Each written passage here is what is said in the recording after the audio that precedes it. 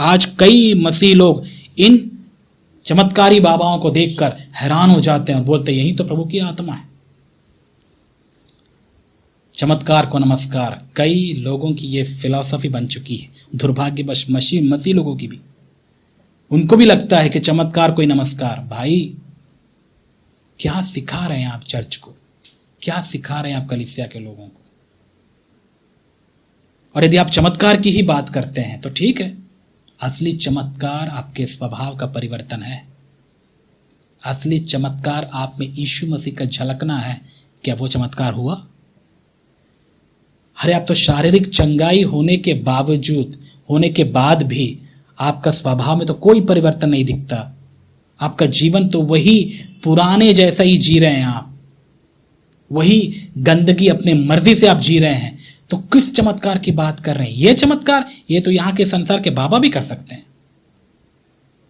आप बताइए, ये संसार का कौन सा बाबा जो आजकल चमत्कार नहीं कर पाता?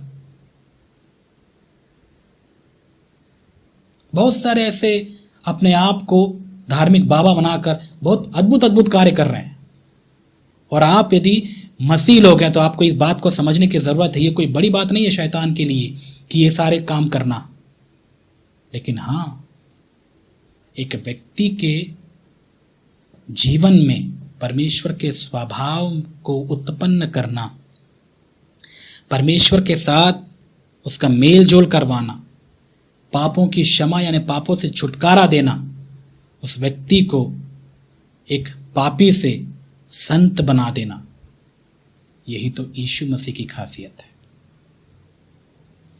ये वही यीशु मसीह है जो पानी का दाखरस कर सकते हैं, स्वभाव बदलने वाला परमेश्वर।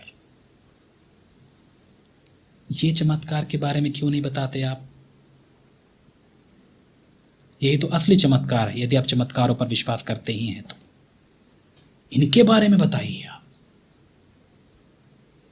लेकिन क्या करें, कई व्यक्ति इन बातों के विषय में बता नहीं पाते हैं, नहीं सकते, क्योंकि वे खुद इस चमत्कार को कभी अपने जीवन में अनुभव किए ही नहीं है। और यदि ऐसे चमत्कार को अनुभव किए होते तो इस चमत्कार के बारे में पक्का प्रचार करते। और वो क्योंकि बुखार का ठीक होना, सिर दर्द का ठीक होना, नाक में दर्द था वो ठीक हो गया, दांत में दर्द था वो ठीक हो गया, क्योंकि उनको यही सब चीजें जो कि संसार के लोग भी कर सकते हैं, ये सब चीजों को ठीक होते हुए देखा उन्होंने, तो उनको लगता है कि यही है जो परमेश्वर कर सकता है। आपको क्या लगता है यीशु मसीह केवल दांत ठीक करने आए थे? ये चमत्कार थे? आपको पता नहीं कि यीशु मसीह के सारे जो चमत्कार उन्होंने किए, जो भी उन्होंने किया, ये उनके विषय में लिखी हुई थी। ये चिन्ह थे कि मसीहा इन सारे चमत्कारों को करेंगे और तब लोग विश्वास करेंगे कि ये वही है जो आने वाला मसीहा है। उनके चिन्ह थे। लेकिन नए नियम में ये सारी बातें हमारे लिए आत्मिक रूप से हम तक पहुंची है, क्योंकि नए नियम पूरा आत्मिकता पर निर्भर करता है।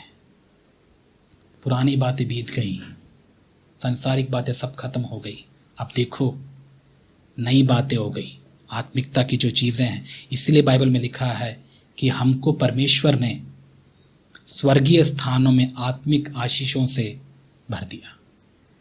ये है परमेश्वर की इच्छा, ये है नए नियम की खुशखबरी। लेकिन दुर्भाग्यवश क्या करें, कई लोग उन पुरानी बातों में अपनी जिंदगी को बिता रहे हैं। केवल दांत दर्द को ठीक होने को ही चमत्कार कहते हैं। भाई, आत्मा तुम्हारी प्रभु में आ गई, तुम्हारा नया जन्म हुआ, परमेश्वर के परिवार में तुम्हारा जन्म हो गया, ये चमत्कार नहीं लगता आपको?